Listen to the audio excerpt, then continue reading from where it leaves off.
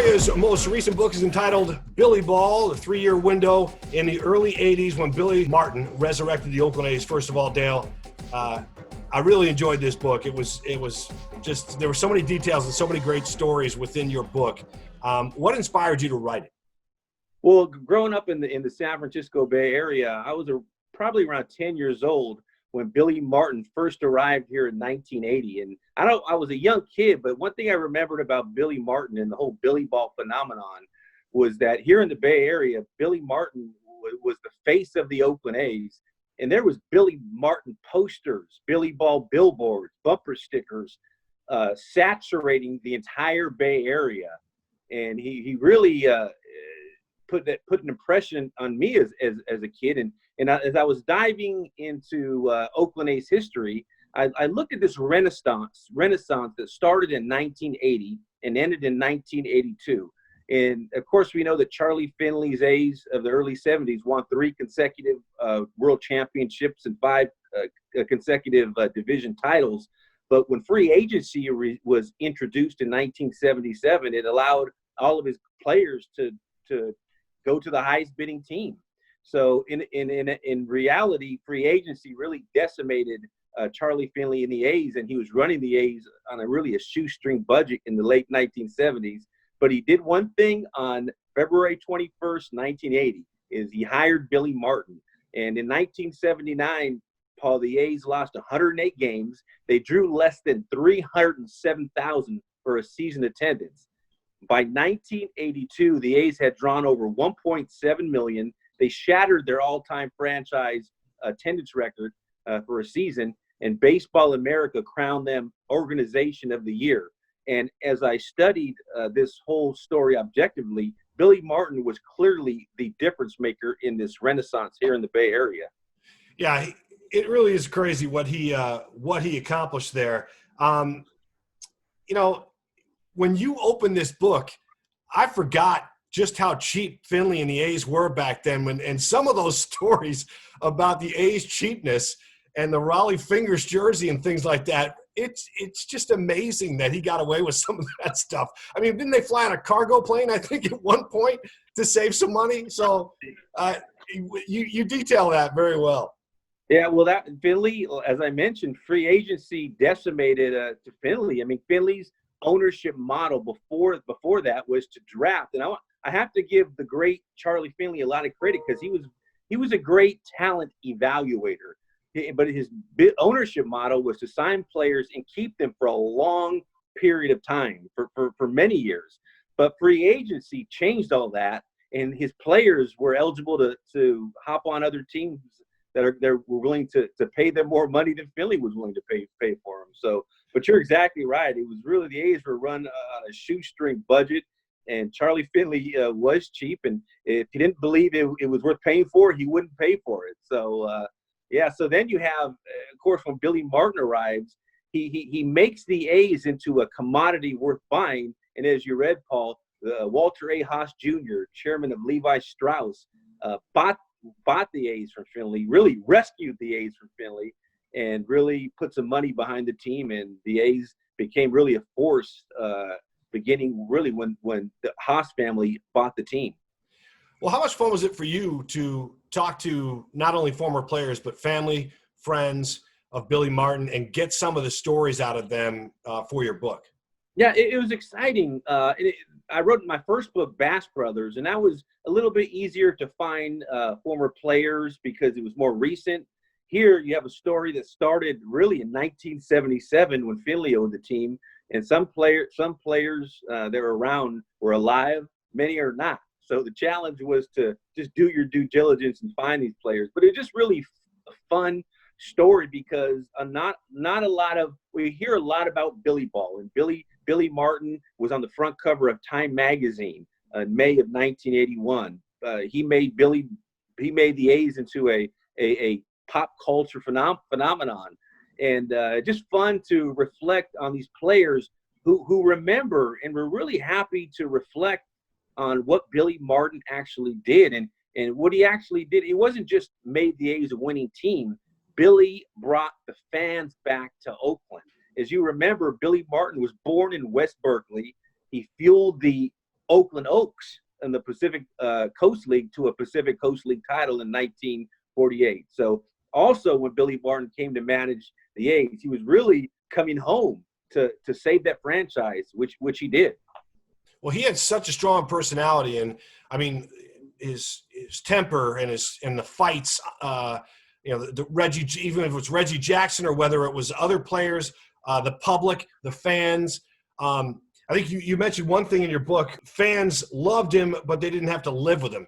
And I think it's a lot easier for us to sit out here and go, man, this guy is great, but you don't really have to spend any time with him.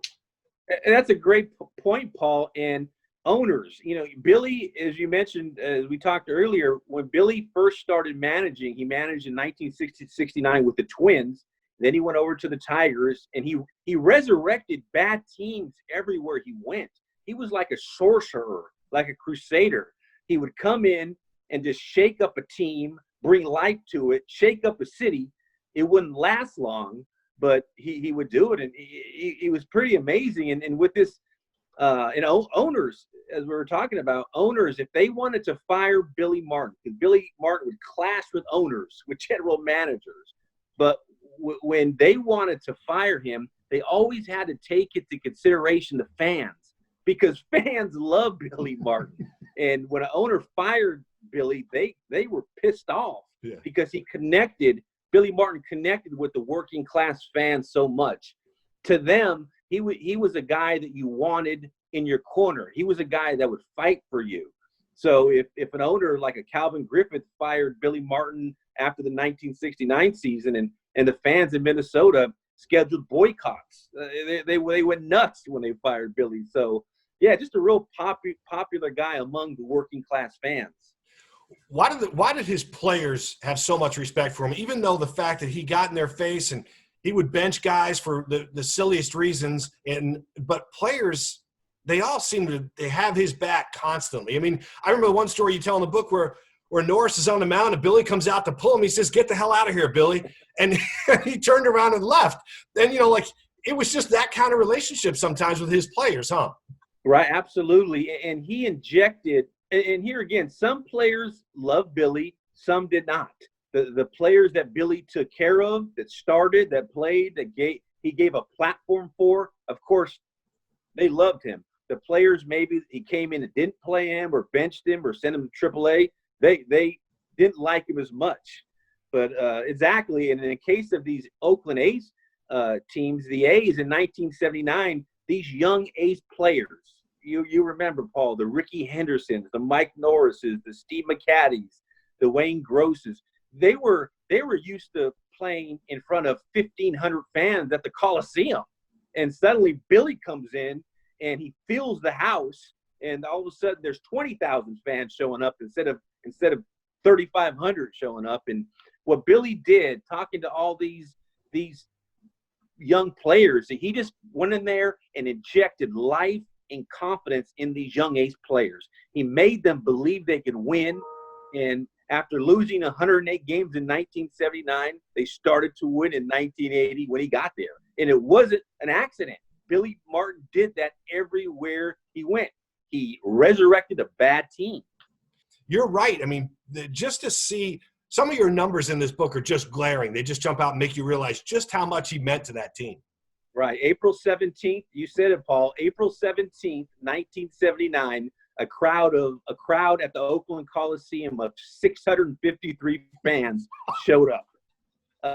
And as you mentioned, by opening night 1982, it was, I believe, over 50,000, the most attended opening night in Oakland A's history.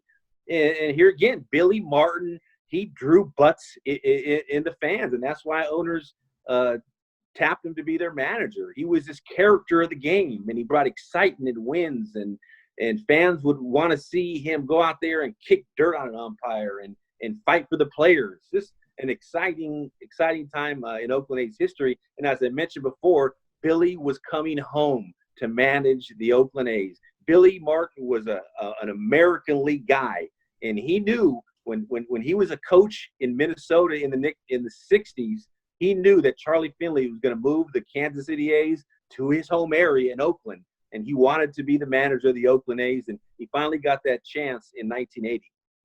You detail in the book the rivalry between the Angels and the A's back then, and I never knew it was so intense and so heated. But he was very much involved in that as well and fueled it. Can you talk a little bit about that rivalry between those two clubs? Right, and that's a great point, Paul, especially in 1979, July 4th, 1979, the A's got pissed off at the Angels. The Angels beat them 17-6 on July 4th, 1979, and they were hitting and running when they had a big lead. They were stealing bases with a big lead, and they were really showing the A's up. And the A's never forgot that in 1979. So when Billy Martin comes and they start winning, they destroyed the Angels that season. I believe the Angels were only able to beat them like twice that whole year. They absolutely dominated the Angels in 1980. So they always had, not only because they were in the same division, but the A's remember July 4th, 1979, when the Angels just embarrassed them 17-6 and were showing them up on the base paths, and they never forgot that. But then it went back and forth because I think in 82, as you mentioned in your book, Rod Carew got into their face a little bit and said, hey, man, this ain't 1981 anymore. And when things were going the other way, unfortunately, for Billy Martin and the A's, and it kind of fell apart for him. But just some of those kind of things are really neat for baseball fans. Absolutely. Rod Carew, I believe he laced a single, and he passed as Rod Carew was going back to first base. He passed by and told Mike Norris 1981 was over. And he was right. 1982, Billy's last year with the A's, was a miserable team. But at the same time, by 1982, all 6 of the A's farm teams were in first place. When Billy inherited that team in 1980, the A's farm system was bankrupt. All their teams were in last place. And that propelled, of course, as I mentioned earlier, for Baseball America to crown the A's Organization of the Year in 1982. Pretty incredible. Yeah. But didn't Finley say at one point that he built those teams back then? Like the teams that Billy won with in 80 and 81 were players he put in the organization. So didn't he try to take some of the credit at that point? Oh, and absolutely. And he did. I mean, you have to give Charlie Finley credit in the story, first of all, because he was the one that hired Billy Martin. And he did draft and sign all those players. He drafted Ricky Henderson in the 4th round, in 1976. So Billy, and he made a huge trade in 1977 when he got Rick Langford, Tony Armas, and Mitchell Page for Phil Garner. So he did make some blockbuster trades and drafted Ricky Henderson. But as we see in the story, Billy Martin got the best out of him when he took over the team, and just he was a sorcerer. He was a miracle worker, and he got these young players to believe and start winning and made baseball exciting in Oakland again. Well, let me ask you this. I mean, I don't think I've ever seen, and I've been doing this for 30 years, and maybe my memory escapes me, but a manager have his own – they celebrate Billy Martin Day in the season, right? It was like it was 82 or something. The A's had a Billy Martin Day. He's managing the team. It's not like he came back for Billy Martin Day. He was in the dugout. That's a heck of a lot of respect. Right. And Paul, this happened. The A's coordinated a Billy Martin Day on August 23rd, 1980. So you're talking about 5 months into managing the A's. They're already and what it was is the Oakland city officials were seeing what this guy did for the city. So they wanted to we got the best manager in baseball here. He's a hometown kid from Berkeley. All of a sudden, we're no longer seeing crowds of 1,500. Now we're seeing crowds of 15,000 and 20,000. So the Oakland officials were seeing exactly the impact Billy Martin made. So yeah, they hosted Billy Martin Day on August 23rd, 1980, and all kinds of celebrity friends came to congratulate Billy, and his mom was there. Mickey Mantle was there. Some of his friends and coaches were there. It was an exciting time, and that's just a testament to the immediate impact Billy Martin made when he came to manage the A's. I mean, we're up here in Seattle. I don't care if Scott Service came in and led the Mariners to the playoffs or to this outstanding start to the season. I can't imagine in August of that first year they're having a Scott Service day. I mean, honestly, that would never happen these days. Right? Yeah, it was pretty incredible, and thank you for bringing that up because I'm like realizing how unique it was too. Because I'm just writing a story, but yeah, Billy Martin Day 6 months after he becomes the manager of the A's, pretty incredible. Yeah. All right, so there was a time, I think it was against the Tigers, where he called a triple steal, and Jack Morris and Lance Parrish, the batteries in that game were absolutely bent. That when that inning was over, when all that was going down, he was so aggressive with his base runners and his style of play. But do you think Billy Ball and any of that kind of stuff he was pulling would work in today's game? You know, I don't think it would work in today's game. I think everything's pretty much by the numbers. I think, and if it did work, it would work during a short time span until other teams caught up. This whole Billy Ball excitement was great, but even Billy Ball, as Billy Martin managed Billy Ball and made it exciting, it ran its course eventually, and teams were catching up. But as you mentioned, Paul, that's exactly what made Billy Martin such a winning manager. He got into opposing managers and players' heads. He kept them guessing. He kept them on their toes. He was in there. He was so much into the other manager's head. As you mentioned, that game at the Coliseum when they played the Tigers, the triple steals and the hit and runs. Jack Morris was so upset, he fired the ball after the inning was over into center field. Lance Parrish went back into the visitors' dugout and just destroyed the water fountain. I mean, that's what made Billy Martin so special. Is he rattled opponents, and that's exactly what he did with Billy Ball. Of course, he kept the infielders on their toes, the opposing managers on their toes, and kept them guessing and really frustrated them. Yeah. Well, there were times when, as you mentioned in the book, where he would get into his own players' heads and make sure that they knew that he was writing checks and they were getting paid very well. And if they didn't start performing, he was going to do one of three things: send them to the minors, release them, or send them to Seattle. Right. Up here in Seattle, I think Mariners fans for that era understand, because in that 4-year stretch that Billy was talking about, they lost 100 games almost every year. So right. Seattle was considered, I guess, to hell and gone for these guys. And so that was even a threat to but I mean, it was just funny to hear some of the motivating tactics he used for his players. Yeah, well, Billy, and I want to mention Seattle, we have to remember, if you look in history, before Charlie Finley moved the A's from Kansas City to Oakland, he was strongly considering Seattle too.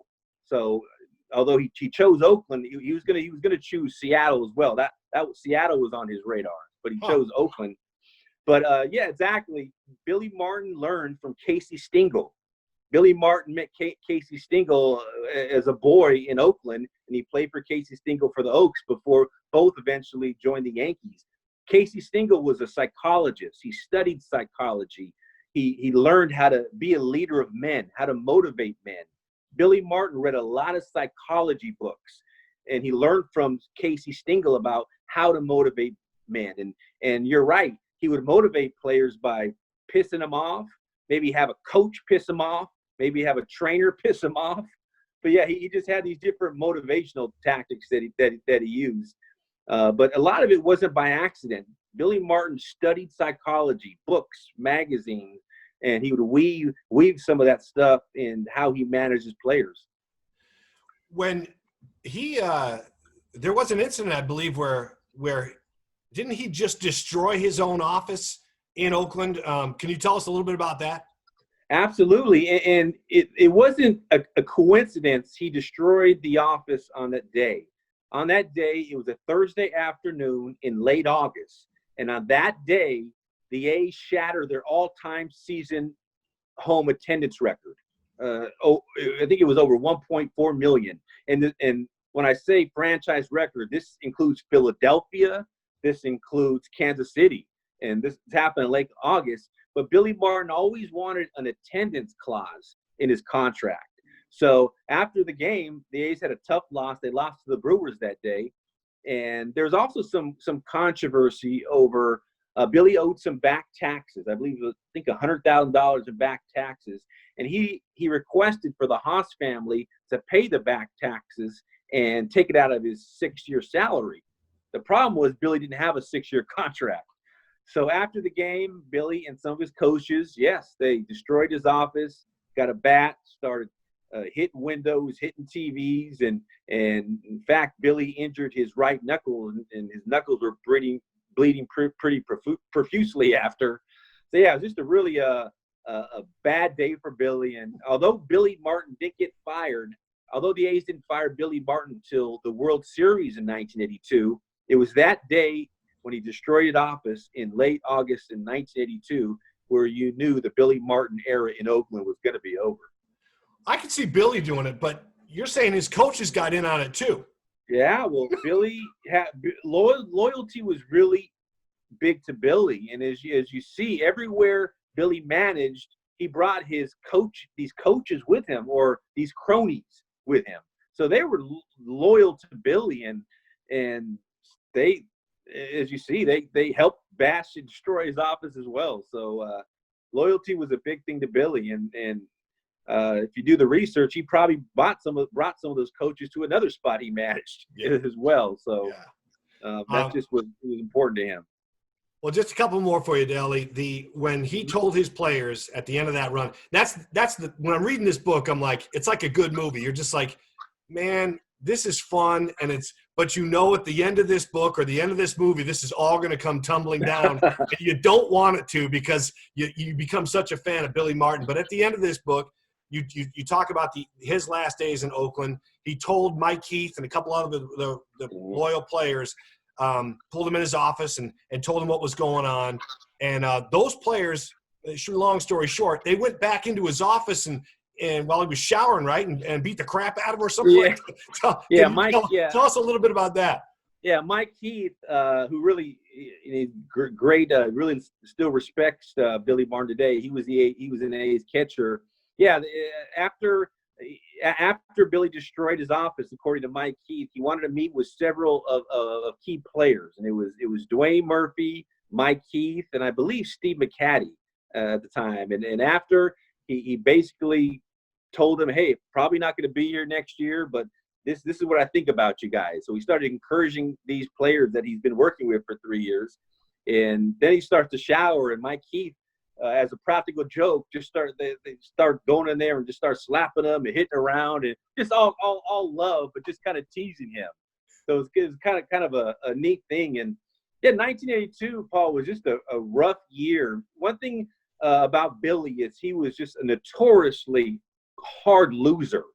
So that's why when owners hired Billy Martin, they weren't hiring Billy Martin for a rebuild. They were hiring Billy Martin to win immediately. And so when the A's were losing in 1982 like they were, that just makes Billy miserable. And then he starts to get on the players, and the players start to tune out. And that's kind of how it ends pretty much in every city he managed, because he just hated losing so much. Oh, and also I think when the losing piled up, Billy just loses interest too. Yeah, I would imagine. Well, but, thankfully for the A's organization, they really didn't have to wait long. I mean, they had the great days in the early 70s. Then by 80, they had another good little run with Billy. And then in the late 80s, they had the Bash brothers. And so, the one thing I will ask you, Dale, is, I mean, you can't feel too sorry for this organization. They've had some they've had very much highs, very much lows, but they've won titles. And yet this town cannot seem to get them a new baseball stadium. Where are we with an Oakland A's team finally getting a baseball stadium they deserve? Well, they're working aggressively on a waterfront ballpark in downtown Oakland it's around the Howard Terminal area. So the A's president, Dave Kaval, is really working on that. They're committed to that, building a waterfront stadium. It's going to be privately financed.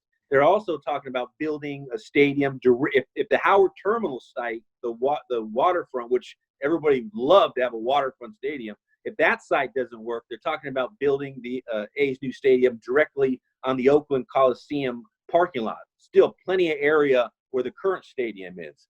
So there's a couple of options there. But you're right.